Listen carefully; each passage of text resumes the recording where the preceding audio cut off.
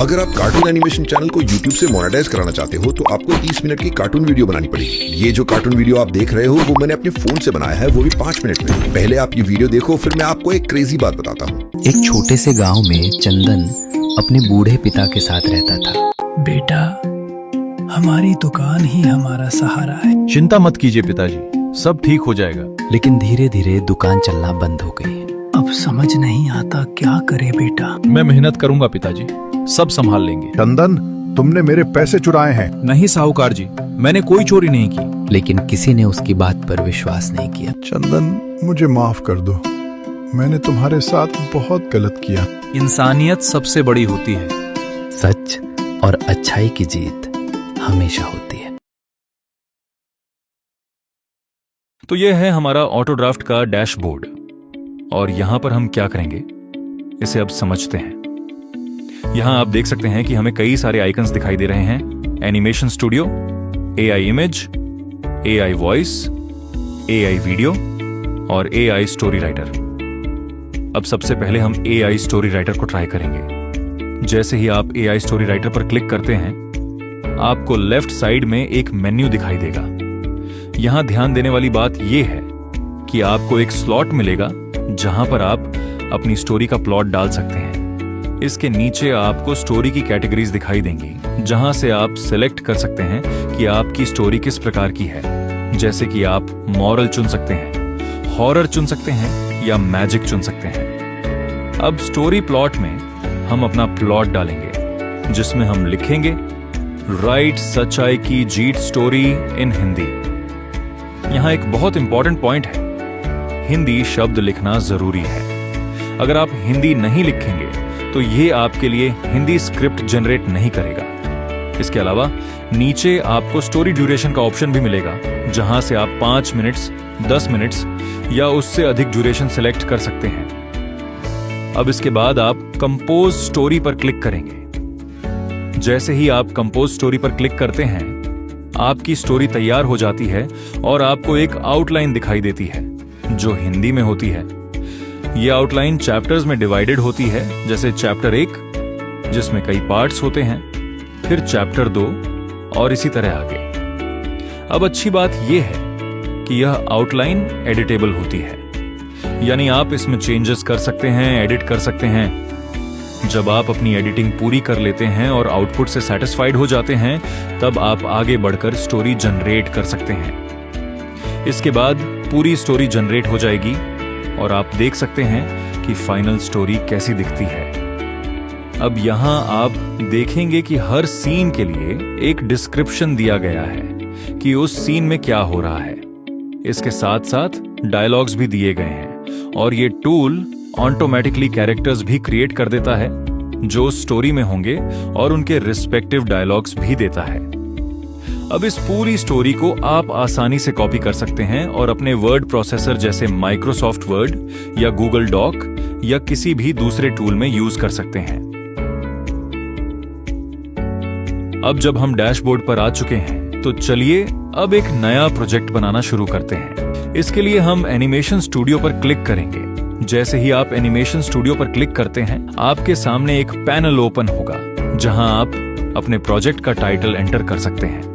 इस particular case में हम टाइटल हिंदी में डाल रहे हैं, जो है सच्चाई की जीत। इसके बाद हमें 2 तरह के कैनवस ऑप्शंस मिलते हैं। पहला है 16:9, जिसका उपयोग हॉरिजॉन्टल वीडियोस बनाने के लिए किया जाता है। दूसरा है 9:16, जिसका उपयोग वर्टिकल वीडियोस बनाने के लिए किया जाता है। अब हम आगे बढ़ते हुए क्रिएट पर क्लिक करेंगे। जैसे ही आप क्रिएट पर क्लिक करते हैं, आप कैनवस पेज पर पहुंच जाते हैं और वहां एक पॉप दिखाई देता है जिसमें टेम्पलेट्स यूज करने का ऑप्शन होता है। अब यहां ध्यान देने वाली बात यह है कि हमारे बहुत सारे यूजर्स टेम्पलेट्स का उपयोग करना शुरू करते हैं, क्योंकि जब उन्हें प्रोजेक्ट बनाने की आदत हो जाती है तो वे सीधे टेम्पलेट्स से काम शुरू कर सकते हैं।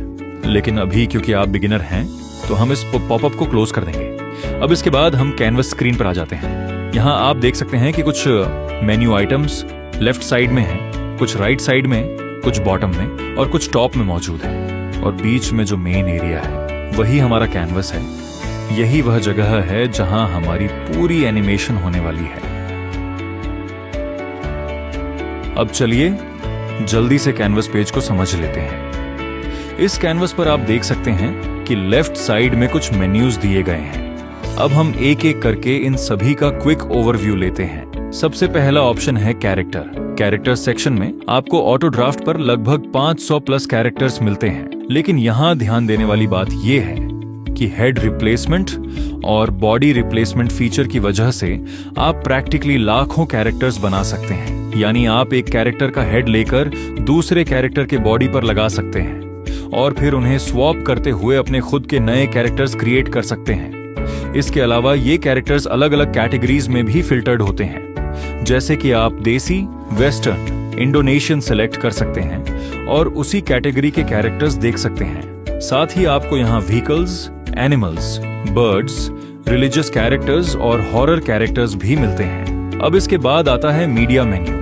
मीडिया मेन्यू में आप अपने स्टैटिक इमेजेस या वीडियो फाइल्स अपलोड कर सकते हैं और उन्हें टाइमलाइन पर यूज कर सकते हैं। और अगर आप ऑटो ड्राफ्ट के बाहर वॉइस ओवर कर रहे हैं तो आप अपने ऑडियो ट्रैक्स भी यहाँ अपलोड कर सकते हैं। इसके बाद अगला ऑप्शन है टेम्पलेट्स।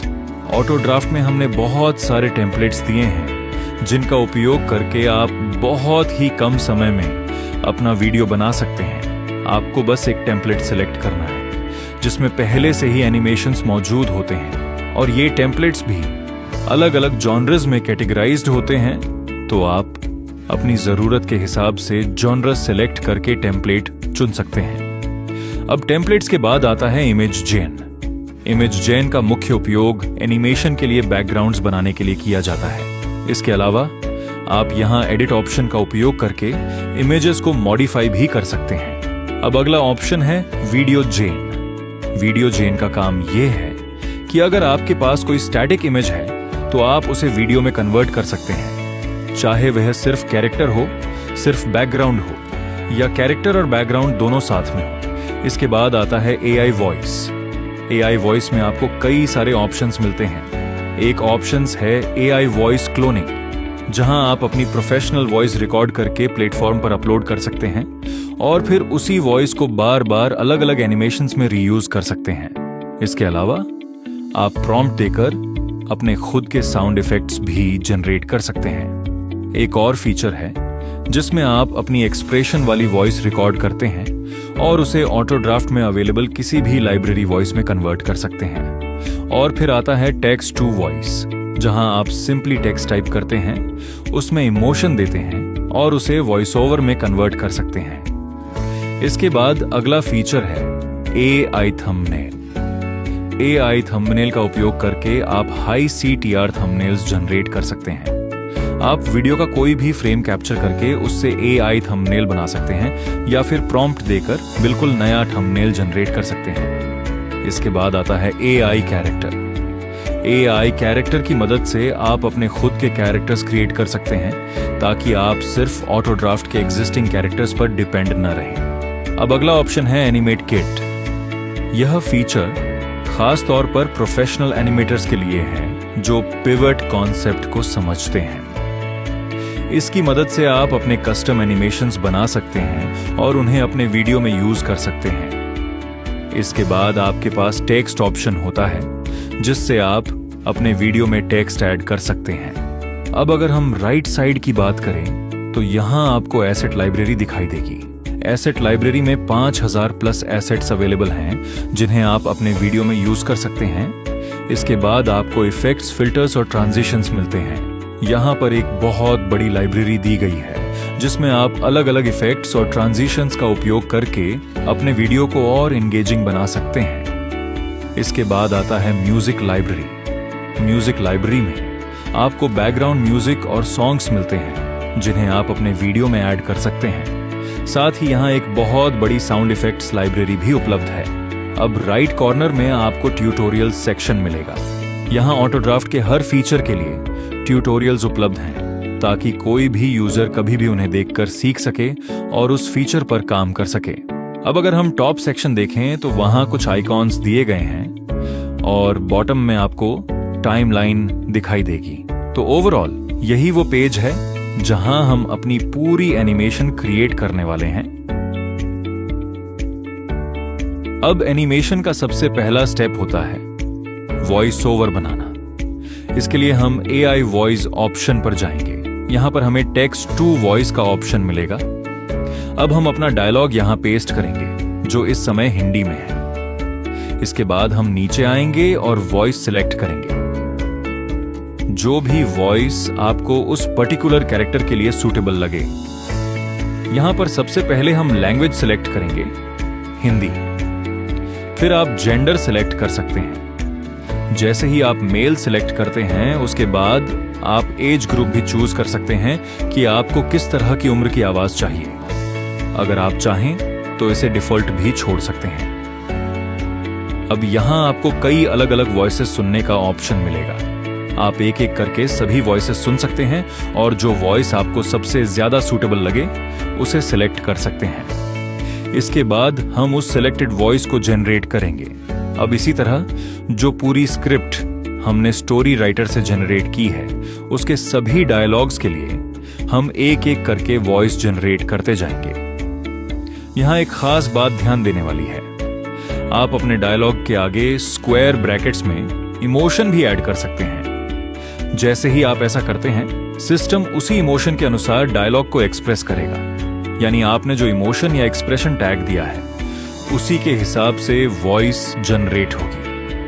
अब हम इसी तरह सभी वॉइसेस जनरेट करेंगे, चाहे वह मेल हो या फीमेल, और धीरे धीरे हम अपनी पूरी वॉइस लाइब्रेरी तैयार कर लेंगे। इसके बाद हम इन्हीं वॉइसेस को टाइमलाइन पर प्लेस करने वाले हैं। तो इस तरह हम अपने वॉइस ओवर्स जनरेट करते हैं।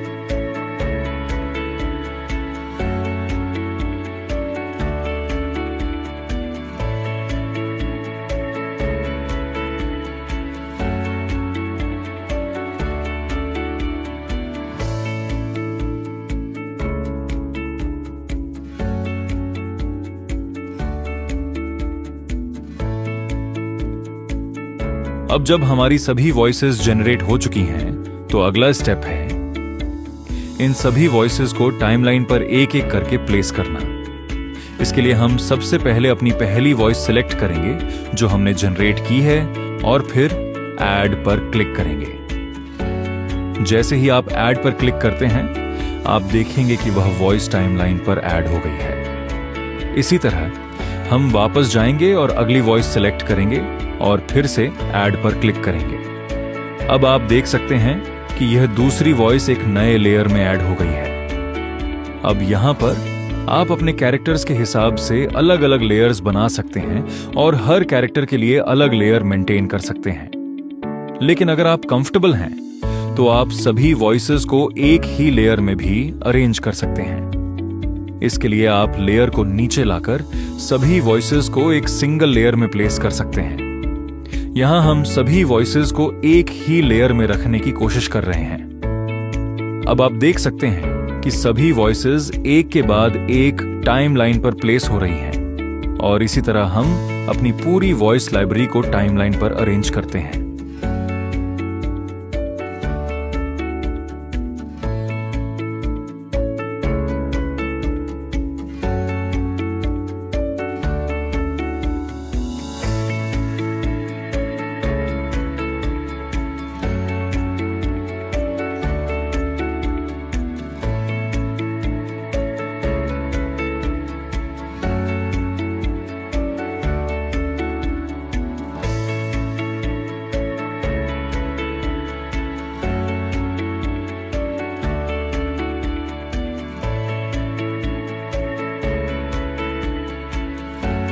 अब समझते हैं कि सीन क्या होता है। सीन एक ऐसी जगह होती है जहां पूरी एनिमेशन या एक्टिविटी एक ही लोकेशन पर होती है। अब हमें क्या करना है, जो भी डायलॉग्स हैं, चाहे वह एक सिंगल डायलॉग ही हो, मल्टीपल डायलॉग्स हों या दो लोगों के बीच कन्वर्सेशन हो रहा हो, हमें उन्हें अलग अलग सीन्स में डिवाइड करना होगा। इसका प्रोसेस बहुत ही सिंपल है। आप देखेंगे कि डायलॉग के ऊपर सीन 1 लिखा हुआ है और उसके पास 3 डॉट्स दिखाई देते हैं। अब आपको उन 3 डॉट्स पर क्लिक करना है। जैसे ही आप क्लिक करेंगे, आपको एक ऑप्शन दिखाई देगा, स्प्लिट सीन। अब यह क्या करेगा, जहां पर आपका कर्सर रुका हुआ है उसी पॉइंट पर सीन स्प्लिट हो जाएगा, यानी कर्सर की पोजीशन के हिसाब से सीन 2 पार्ट्स में डिवाइड हो जाएगा। अब आप यहां देख सकते हैं कि हमने सीन स्प्लिट कर दिया है और टाइमलाइन में जो बाकी डायलॉग था वह अब ऑटोमेटिकली सीन 2 में शिफ्ट हो गया है।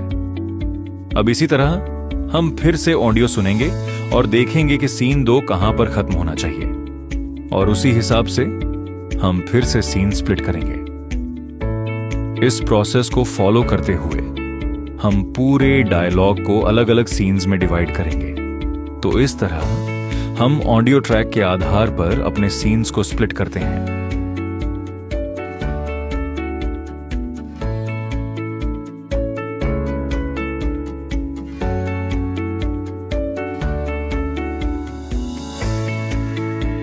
अब जब हमारे सभी सीन्स डायलॉग्स के आधार पर स्प्लिट हो चुके हैं, तो अगला स्टेप है यह देखना कि ऑटो ड्राफ्ट में कोई ऐसे टेम्पलेट्स अवेलेबल हैं क्या जिन्हें हम सीधे अपने पर्टिकुलर सीन पर यूज कर सकते हैं। इसके लिए हम टेम्पलेट्स आइकॉन पर क्लिक करेंगे। जैसे ही आप टेम्पलेट्स पर क्लिक करते हैं, आपको बहुत सारे टेम्पलेट्स दिखाई देंगे जिनमें पहले से ही एनिमेशंस प्रीलोडेड होते हैं। अब यहां आप अपने सीन के हिसाब से सर्च भी कर सकते हैं या फिर फिल्टर्स का उपयोग करके सूटेबल टेम्पलेट्स ढूंढ सकते हैं। जो भी टेम्पलेट आपको अपने सीन के लिए अप्रोप्रिएट लगे, हम उसे सिलेक्ट करेंगे। जैसे ही आप टेम्पलेट पर क्लिक करते हैं, वह पूरा टेम्पलेट अपने सभी लेयर्स के साथ टाइमलाइन पर लोड हो जाता है। अब आप यहां देख सकते हैं कि पूरा टेम्पलेट टाइमलाइन पर ऐड हो गया है। इसी तरह हम बाकी सीन्स के लिए भी रेलेवेंट टेम्पलेट सर्च करेंगे और उन्हें सिलेक्ट करके टाइमलाइन पर लोड करते जाएंगे। और इस प्रोसेस को फॉलो करते हुए हम अपने सभी सीन्स के लिए टेम्पलेट्स लोड कर लेंगे।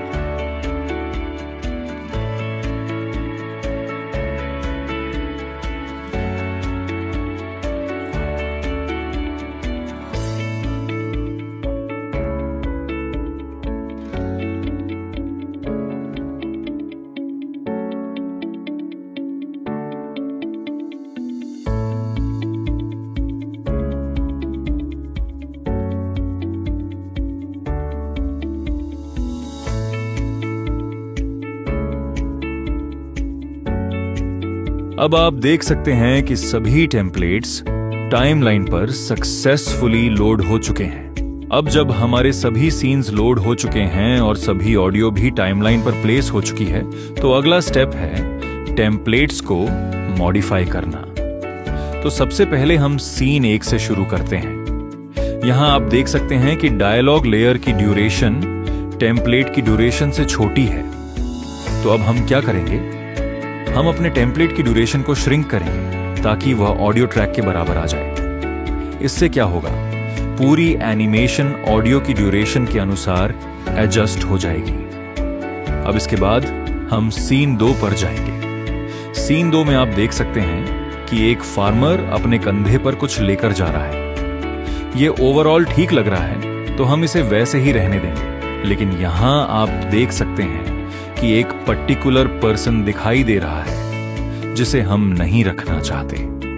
हम किसी और कैरेक्टर को रखना चाहते हैं। इसके लिए हम राइट साइड में जाकर रिप्लेस ऑप्शन पर क्लिक करेंगे और उस पर्टिकुलर कैरेक्टर को रिप्लेस कर सकते हैं। यह ऑटो ड्राफ्ट का एक बहुत पावरफुल फीचर है। आप किसी भी टेम्पलेट में किसी भी कैरेक्टर को कभी भी रिप्लेस कर सकते हैं, लेकिन इस पर्टिकुलर केस में हमें कोई कैरेक्टर ही नहीं चाहिए। हमें सिर्फ यह बैकग्राउंड चाहिए, वह भी लंबे ड्यूरेशन के लिए। अब आप देख सकते हैं कि ऑडियो की ड्यूरेशन काफी लंबी है, लेकिन टेम्पलेट की ड्यूरेशन उतनी नहीं है। तो हम क्या करेंगे, हम अपने लेयर्स को एक्सटेंड करेंगे ताकि वो ऑडियो की पूरी लेंथ के बराबर हो जाए। अब जब ये हो गया तो हम सीन 3 पर जाएंगे। सीन 3 में हमें सामने खड़े 2 लोग नहीं चाहिए, तो हम सिंपली उस कैरेक्टर को सिलेक्ट करेंगे और डिलीट कर देंगे। इसी तरह जैसे हमने पहले किया था, हम इस सीन की ड्यूरेशन को भी ऑडियो के एंड तक एक्सटेंड करेंगे। अब आप देख सकते हैं कि इसकी लेंथ बढ़ गई है। अब सीन 4 में भी हम यही प्रोसेस फॉलो करेंगे। जिन कैरेक्टर्स की जरूरत नहीं है उन्हें रिमूव करेंगे और फिर लेयर्स को ऑडियो की लेंथ के हिसाब से एक्सटेंड करेंगे। तो इस तरह हम अपने सभी सीन्स के बैकग्राउंड्स तैयार कर लेते हैं। जहां जरूरत होती है वहां कैरेक्टर्स को रिटेन करते हैं और जहां जरूरत नहीं होती वहां उन्हें हटा देते हैं। और इस प्रोसेस के बाद हमारे सभी सीन्स पूरी तरह से रेडी हो जाते हैं। अब सीन 5 के लिए हमें एक अलग बैकग्राउंड चाहिए जो हमारी टेम्पलेट लाइब्रेरी में अवेलेबल नहीं है। इसके लिए हम इमेज जेन ऑप्शन पर जाएंगे। अब सबसे पहले हम इंटरनेट से एक रेफरेंस बैकग्राउंड इमेज डाउनलोड करेंगे। फिर उस इमेज को हम यहां रेफरेंस के रूप में अपलोड करेंगे। इसके बाद हम फ्री फॉर्म सिलेक्ट करेंगे ताकि हम बैकग्राउंड का साइज अपनी जरूरत के अनुसार चुन सकें।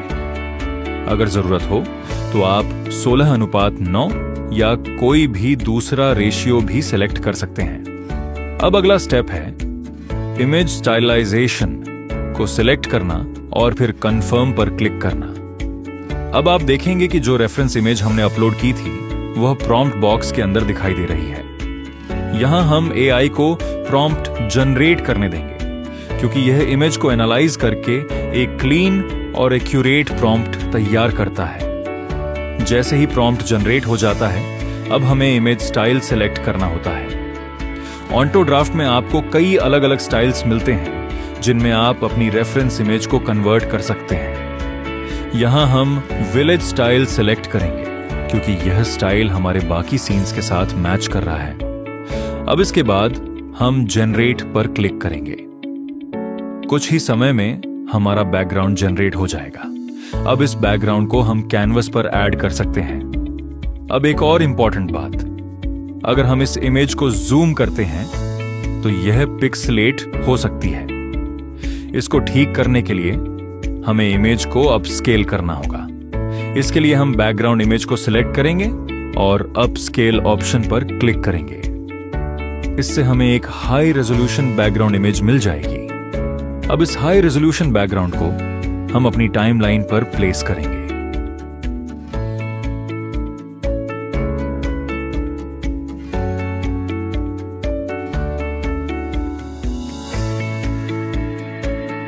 अब जब हमारे सभी बैकग्राउंड्स तैयार हो चुके हैं और अलग अलग सीन्स में डिवाइड हो चुके हैं, तो अब समय है इन सीन्स में कैरेक्टर्स इंट्रोड्यूस करने का।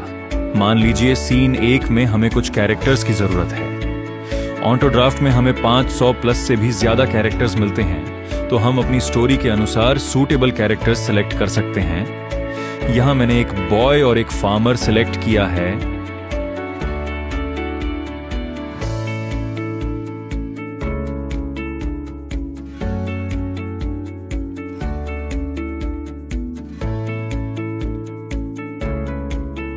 अब इसके बाद हम सीन 2 पर जाएंगे। सीन 2 में हम बाकी कैरेक्टर्स इंट्रोड्यूस करेंगे। यहां एक यूजफुल बात यह है कि अगर आप बार बार कैरेक्टर सर्च नहीं करना चाहते तो आप प्रीवियस सीन से कैरेक्टर कॉपी करके यहां पेस्ट भी कर सकते हैं। तो हमने सीन 2 में भी कैरेक्टर्स ऐड कर दिए। इसी तरह जब सीन 2 के सभी कैरेक्टर्स ऐड हो जाते हैं तो हम सीन 3 पर जाएंगे।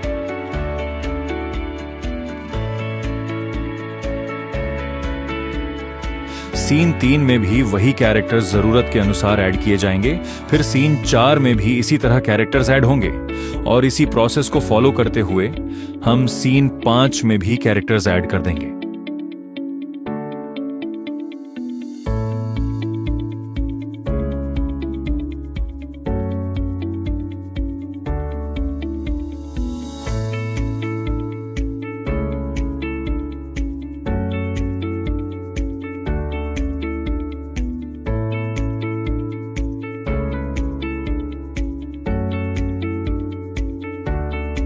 अब यहां एक बहुत इंपॉर्टेंट बात ध्यान रखने वाली है।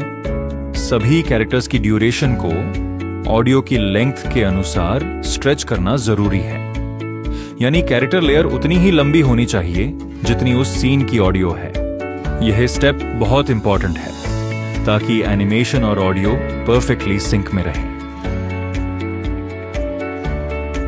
अब जब हमारे सभी कैरेक्टर्स कैनवस पर बैकग्राउंड्स के साथ प्लेस हो चुके हैं, तो अगला स्टेप है कैरेक्टर्स को एनिमेट करना। मान लीजिए हम सीन 2 पर जाते हैं। यहां 2 कैरेक्टर्स के बीच कॉन्वर्सेशन हो रही है। तो सबसे पहले हम क्या करेंगे? नीचे दिए गए डायलॉग्स के अनुसार अपनी लेयर्स को स्लाइस करेंगे। यानी जहां जहां डायलॉग चेंज हो रहा है वहां हम लेयर को स्प्लिट करेंगे। अब जैसे ही हमने स्प्लिट कर लिया, हम राइट साइड पैनल पर जाएंगे जहां हमें एनिमेट ऑप्शन मिलता है। बाय डिफॉल्ट यहां आइडल एनिमेशन सिलेक्टेड होता है। अब हमें इस आइडल एनिमेशन को बदलकर टॉकिंग एनिमेशन करना है। जैसे ही आप टॉकिंग पर क्लिक करते हैं, आप देखेंगे कि कैरेक्टर पर तुरंत टॉकिंग एनिमेशन अप्लाई हो जाता है। इसी तरह हम दूसरे कैरेक्टर पर भी वही प्रोसेस अप्लाई करेंगे। अब यहां एक और जरूरी स्टेप है। कंट्रोल सेक्शन में जाकर स्पीकिंग माउथ ऑप्शन इनेबल करना। इससे क्या होगा, जैसे ही डायलॉग चलेगा कैरेक्टर का माउथ ऑटोमेटिकली मूव करेगा, यानी प्रॉपर लिप सिंक हो जाएगा। तो इस तरह हम कैरेक्टर्स पर लिप सिंक, एक्सप्रेशंस और एनिमेशंस अप्लाई करते हैं। अब इसके बाद हम सीन 3 पर जाएंगे। सीन 3 में भी कुछ कैरेक्टर्स बात कर रहे हैं, तो हम उन कैरेक्टर्स को सिलेक्ट करेंगे और उन्हें स्पीकिंग एनिमेशन देंगे। अब अगर आप चाहते हैं कि कैरेक्टर बैठा हुआ ना दिखे बल्कि खड़ा हो, तो आप टॉकिंग एनिमेशन को बदलकर पॉइंटिंग एनिमेशन कर सकते हैं। इससे कैरेक्टर स्टैंडिंग पोजीशन में आ जाएगा। तो इस तरह आप अपनी रिक्वायरमेंट के अनुसार कैरेक्टर एनिमेशंस को मॉडिफाई करते रहेंगे। अब जहां जहां जरूरत हो वहां आपको 3 चीजों पर ध्यान देना है। पहला, एनिमेशन चेंज करना। दूसरा, फेशियल एक्सप्रेशंस को एडजस्ट करना। तीसरा, हैंड एनिमेशंस को मॉडिफाई करना। और अगर जरूरत पड़े तो आप लेग मूवमेंट्स भी बदल सकते हैं सीन के हिसाब से। इसी तरह हम सीन 2 को भी मॉडिफाई करेंगे। यहां लोग शॉक में हैं, तो हम एनिमेट ऑप्शन में जाकर फियर एनिमेशन सेलेक्ट करेंगे। जैसे ही आप फियर सेलेक्ट करेंगे, एनिमेशन तुरंत अप्लाई हो जाएगा। तो इस तरह हम हर सीन में कैरेक्टर्स इंट्रोड्यूस करेंगे और उनके हिसाब से एनिमेशंस अप्लाई करेंगे। अब सीन 5 में भी हम कैरेक्टर्स ऐड करेंगे और जरूरी एनिमेशंस अप्लाई करेंगे। इस तरह पूरी एनिमेशन धीरे धीरे कंप्लीट होती है।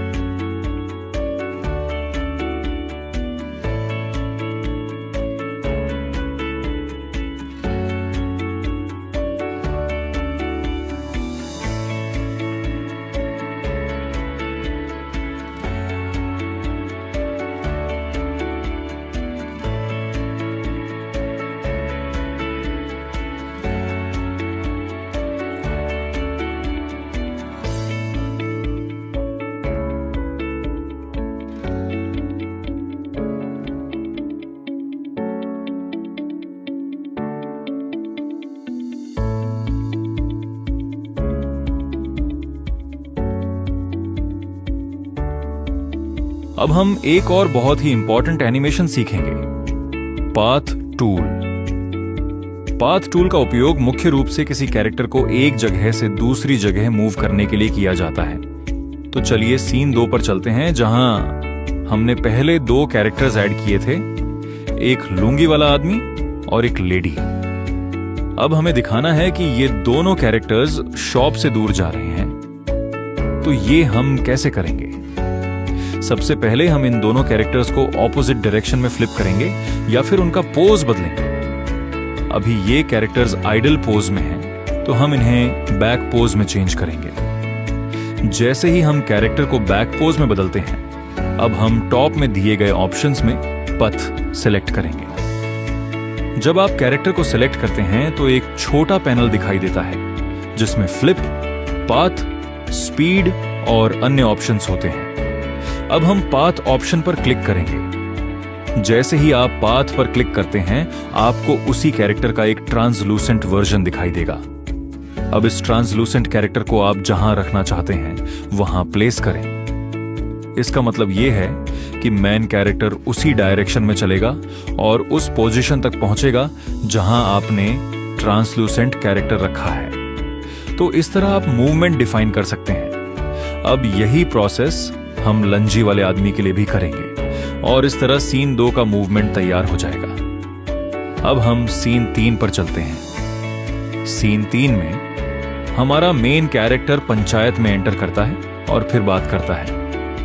तो यहां भी हम पाथ टूल का उपयोग करेंगे। हम एक ट्रांसलूसेंट पॉइंट सेट करेंगे जहां से कैरेक्टर की बातचीत शुरू होनी है। फिर हम वीडियो प्ले करके देख सकते हैं कि एनिमेशन सही तरह से हो रहा है या नहीं। अब इसी तरह हम सीन 4 पर जाएंगे।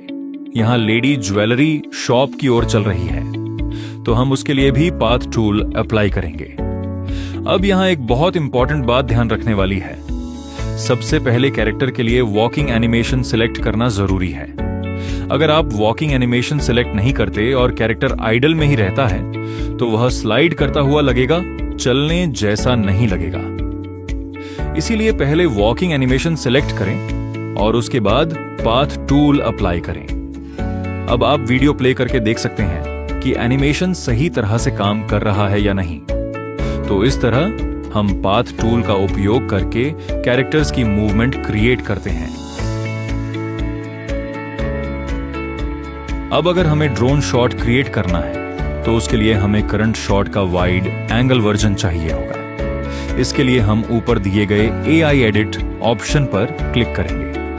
अब AI एडिट में जाकर हम प्रॉम्प्ट एंटर करेंगे जैसा कि यहां दिखाया गया है। इसके बाद जनरेट पर क्लिक करेंगे। कुछ ही समय में वही सीन का एक wide angle drone shot generate हो जाएगा। अब हम इस इमेज को डाउनलोड करेंगे और इसे फर्स्ट फ्रेम नाम देंगे। अब अगला स्टेप है करंट फ्रेम को डाउनलोड करना। इसके लिए हम ऊपर दिए गए डाउनलोड फ्रेम ऑप्शन पर क्लिक करेंगे। इस फ्रेम को हम लास्ट फ्रेम नाम देंगे। अब इसके बाद हम वीडियो जेन ऑप्शन पर जाएंगे। यहां हम फर्स्ट फ्रेम को स्टार्टिंग इमेज के रूप में सिलेक्ट करेंगे और लास्ट फ्रेम को एंडिंग इमेज के रूप में सिलेक्ट करेंगे।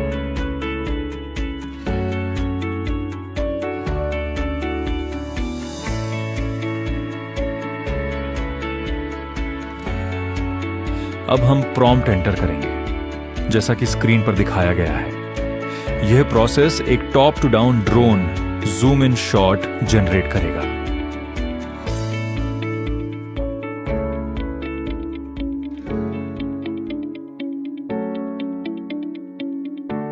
जैसे ही यह जनरेट हो जाए, हम इस वीडियो शॉट को कैनवस पर प्लेस कर देंगे।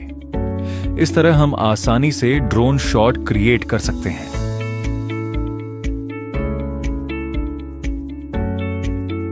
कुछ सीन्स में हमें एसेट्स की जरूरत पड़ती है। इसके लिए आपको किसी दूसरे सॉफ्टवेयर या पोर्टल पर जाने की बिल्कुल जरूरत नहीं है। ऑटो ड्राफ्ट में ही आप अपनी रिक्वायरमेंट के अनुसार एसेट्स आसानी से प्राप्त कर सकते हैं। सबसे पहले आप एसेट लाइब्रेरी में जाकर अपने एसेट को सर्च कर सकते हैं। अगर आपको वहां आपका रिक्वायर्ड एसेट नहीं मिलता है तो आप AI एसेट जनरेटर का उपयोग करके नया एसेट जनरेट कर सकते हैं।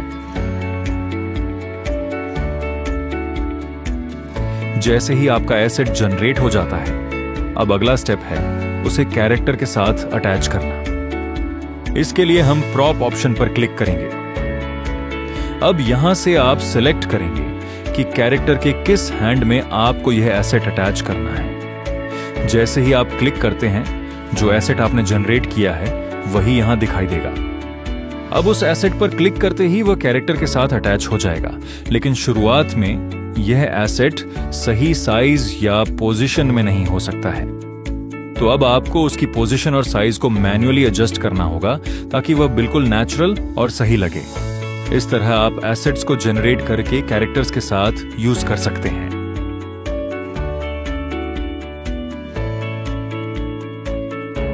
अब हम सीखते हैं कि जहां जरूरत हो वहां इफेक्ट्स, फिल्टर्स और ट्रांजिशंस कैसे ऐड किए जाते हैं।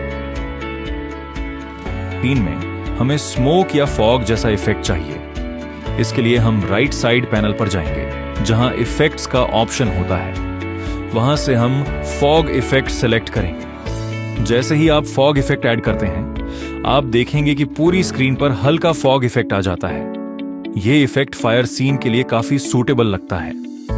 अब इसके बाद हम फिल्टर ऐड करेंगे। इसके लिए हम फिल्टर्स सेक्शन में जाकर विनेट ऑप्शन सेलेक्ट करेंगे। अब आप विनेट फिल्टर की ओपेसिटी को अपने अनुसार एडजस्ट कर सकते हैं। जैसे ही आप इसे एडजस्ट करते हैं, आप देखेंगे कि सीन काफी सिनेमैटिक लगने लगता है। अब इसके बाद हम ट्रांजिशंस ऐड कर सकते हैं। ट्रांजिशंस का उपयोग हम वहां करते हैं जहां सीन में कोई सिग्निफिकेंट चेंज हो रहा हो। उदाहरण के लिए, यहां दोनों कैरेक्टर्स मुड़ते हैं और चलना शुरू करते हैं, तो इस चेंज को हाईलाइट करने के लिए हम एक ट्रांजिशन ऐड कर सकते हैं। इसी तरह आप सीन्स के बीच या किसी सीन के अंदर भी ट्रांजिशंस ऐड कर सकते हैं जहां आपको लगे कि बदलाव को विजुअली बेहतर दिखाना जरूरी है। तो इस तरह हम इफेक्ट्स, फिल्टर्स और ट्रांजिशंस का उपयोग करके अपने वीडियो को और भी एंगेजिंग बना सकते हैं। अब जब हमारे सभी शॉट्स तैयार हो चुके हैं, तो चलिए कैमरा ऐड करते हैं ताकि वीडियो और भी डायनामिक लगे। कैमरा का उपयोग करके हम जूम इन, जूम आउट और पैनिंग जैसे इफेक्ट्स क्रिएट कर सकते हैं। जैसे ही आप कैमरा टूल पर क्लिक करते हैं, आपको कैमरा ए दिखाई देगा। कैमरा ए कैमरा मूवमेंट का स्टार्टिंग पॉइंट होता है। अब जैसे ही आप पाथ सिलेक्ट करते हैं, कैमरा बी दिखाई देगा। कैमरा बी कैमरा मूवमेंट का एंड पॉइंट होता है। अब सीन 2 में हम झूम आउट इफेक्ट इंट्रोड्यूस करना चाहते हैं। इसके लिए हम कैमरा ए को क्लोजअप पर रखेंगे और कैमरा बी को थोड़ा वाइड रखेंगे। अब जब आप प्ले करेंगे तो आपको एक स्मूथ जूम आउट इफेक्ट दिखाई देगा। अब ध्यान देने वाली बात यह है कि एक ही सीन में आप मल्टीपल कैमरा मूवमेंट्स भी ऐड कर सकते हैं, जिससे सीन और भी इंटरेस्टिंग लगे। इसी तरह हम सीन 3 में भी झूम आउट इफेक्ट इंट्रोड्यूस करेंगे। कैमरा इफेक्ट का उपयोग करके आप कट शॉट्स या पैनिंग इफेक्ट्स भी बना सकते हैं। तो इस तरह कैमरा टूल का उपयोग करके आप अपने वीडियो को और भी प्रोफेशनल और एंगेजिंग बना सकते हैं।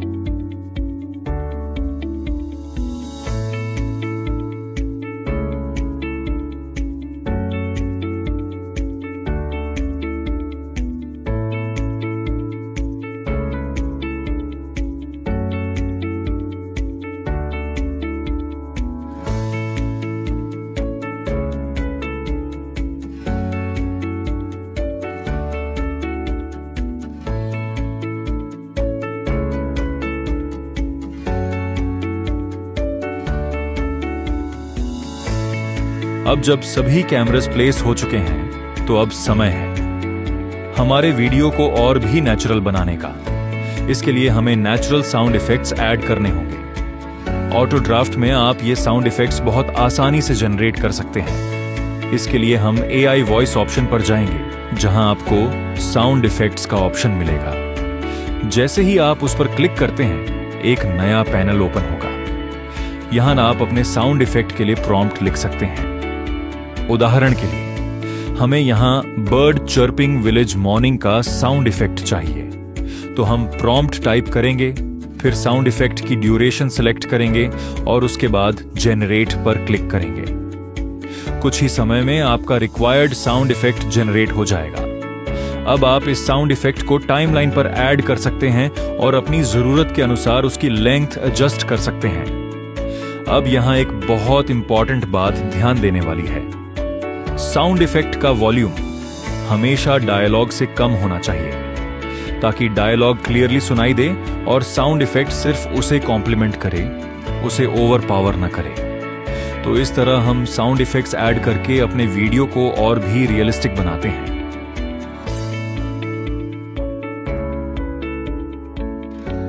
अब बिना बैकग्राउंड म्यूजिक के वीडियो में कोई अप्स एंड डाउन्स नहीं होंगे और वह बहुत फ्लैट लगेगा। इसे इंप्रूव करने के लिए हमें वीडियो में बैकग्राउंड म्यूजिक ऐड करना जरूरी है।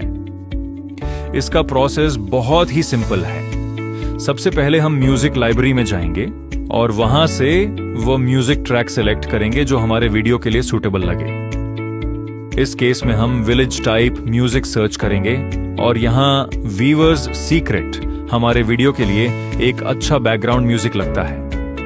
अब हम सीन 1 पर जाएंगे और इस म्यूजिक को ऐड करेंगे। सीन 1 की ड्यूरेशन केवल 6 सेकंड है, तो हम सीन के एंड पर जाकर इस म्यूजिक ट्रैक को स्प्लिट करेंगे।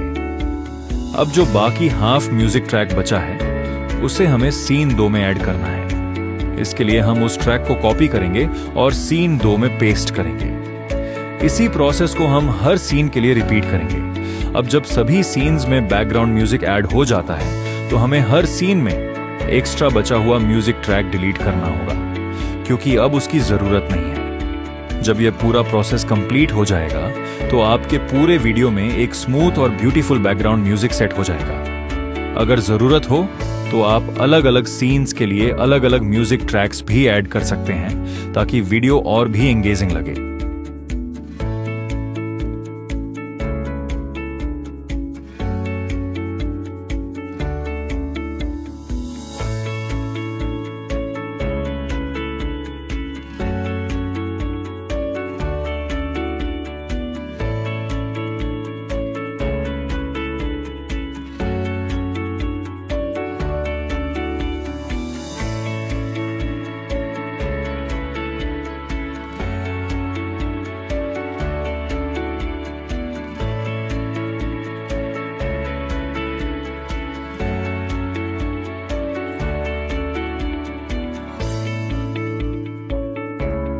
सिर्फ वीडियो बनाना ही काफी नहीं है अगर आपको YouTube पर अच्छा कमाना है। इसके लिए एक high CTR click through rate thumbnail होना बहुत जरूरी है ताकि लोग आपके वीडियो पर क्लिक करें। ऑटो ड्राफ्ट आपको हाई CTR थंबनेल जनरेट करने की सुविधा देता है। इसके लिए सबसे पहले हमें एक ऐसा फ्रेम सिलेक्ट करना होता है जो यूजर्स में मैक्सिमम क्यूरियोसिटी पैदा करे। इस केस में पंचायत एक बहुत अच्छा एग्जाम्पल है। तो सबसे पहले हम इस सीन को डुप्लीकेट करेंगे ताकि हम इसमें आगे मॉडिफिकेशंस कर सकें। अब डुप्लीकेट होने के बाद हम कैरेक्टर्स या बैकग्राउंड को अपनी जरूरत के अनुसार एडजस्ट करेंगे। अगर जरूरत हो तो हम कुछ एडिशनल एलिमेंट्स भी ऐड कर सकते हैं। जब हमारा फ्रेम पूरी तरह से रेडी हो जाए तो हम टॉप में दिए गए AI थंबनेल आइकन पर क्लिक करेंगे। जैसे ही आप क्लिक करते हैं ये थंबनेल के लिए फ्रेम कैप्चर कर लेता है। अब हम जनरेट प्रॉम्प्ट पर क्लिक करेंगे ताकि AI इमेज को एनालाइज करके एक प्रॉपर प्रॉम्प्ट बना सके। यह प्रॉम्प्ट इमेज के सभी एलिमेंट्स को ध्यान में रखकर जनरेट होता है। इसके बाद हम अपनी स्टोरी का टाइटल ऐड करेंगे जो थंबनेल पर दिखाई देगा। इस केस में हम सच्चाई की जीत ऐड कर रहे हैं। अब हम थंबनेल स्टाइल सिलेक्ट करेंगे। इस केस में हम मोरल स्टाइल सेलेक्ट कर रहे हैं। अब जनरेट थंबनेल पर क्लिक करेंगे। कुछ ही समय में एक हाई CTR थंबनेल जनरेट हो जाएगा जिसमें एग्जेजरेटेड एक्सप्रेशंस होंगे जो क्लिक बाइट थंबनेल बनाने में मदद करते हैं। इस थंबनेल को आप सीधे YouTube पर अपलोड करने के लिए यूज कर सकते हैं। अब जब हमारी पूरी एनिमेशन तैयार हो चुकी है और हाई CTR थंबनेल भी बन चुका है तो अब समय है अपने वीडियो को 4K रेजोल्यूशन में डाउनलोड करने का। इसके लिए हम नीचे दिए गए ब्लू कलर के बड़े डाउनलोड आइकॉन पर क्लिक करेंगे। जैसे ही आप क्लिक करते हैं आपके सामने डाउनलोड पैनल ओपन हो जाएगा। यहां आपको कई ऑप्शंस दिखाई देंगे। सबसे पहला ऑप्शन है लोकल एक्सपोर्ट और क्लाउड एक्सपोर्ट।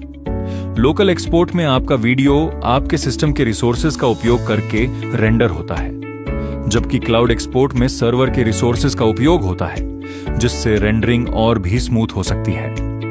अब इसके बाद आपको वीडियो की क्वालिटी सिलेक्ट करनी होती है। YouTube के लिए फुल HD या 4K रेजोल्यूशन रिकमेंड किया जाता है, तो आप अपनी जरूरत के अनुसार क्वालिटी सिलेक्ट कर सकते हैं। इसके बाद अगर आप चाहें तो अपने वीडियो में अपना लोगो ऐड कर सकते हैं और अगर आप ब्रांडिंग नहीं दिखाना चाहते तो इसे ब्लैंक भी छोड़ सकते हैं। अब जब आप सभी नेसेसरी सिलेक्शंस कर लेते हैं तो डाउनलोड पर क्लिक करें। कुछ ही समय में आपका हाई रेजोल्यूशन वीडियो डाउनलोड हो जाएगा और इस तरह आपका पूरा वीडियो एक्सपोर्ट होकर रेडी हो जाता है।